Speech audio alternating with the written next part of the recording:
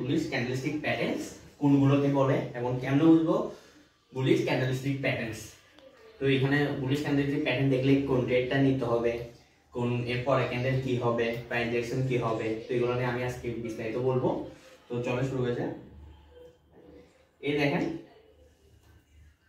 দেখতেছেন এটাকে কি বলে? এটাকে হ্যামার প্যাটার্ন বলে। কি বলে? Hammer pattern. এটাকে কি বলে? উপরে যেটা ক্লোজিং প্রাইস, ক্লোজিং প্রাইস এটাকে বলে উপরে থাকে, আর নিচেরটা কি হবে? Opening price. নিচের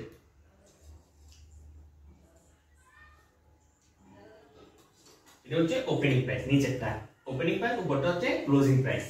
এখন এটাকে বলে এই যে লম্বা যেটা আছে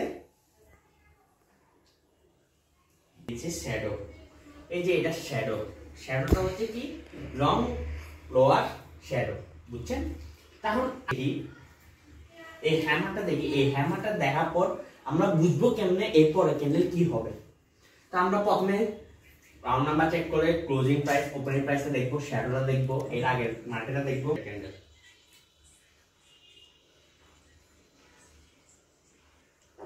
এইটা একটা রেড ক্যান্ডেল, এরপরটা একটা রেড ক্যান্ডেল, এরপর হচ্ছে আপনার এইটা একটা রেড ক্যান্ডেল, এরপরটা হচ্ছে কি সেলার্স। সেলার্স সেলার্সের পরে যদি একটা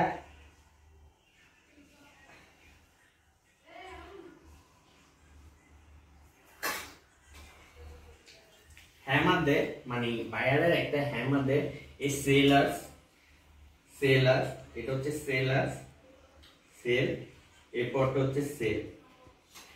এরপর এটা যদি বায়ার প্রাইস সেম সেম যেটা ওপেনিং প্রাইস যেতে সেলিং প্রাইসটা হবে এর আগে ক্যান্ডেলের, এটা এই ক্যান্ডেলের সাথে যেন ওপেনিং প্রাইসটা সম হয়, মানে সমান হয়, রাউন্ড নাম্বার যেন সমান হয়।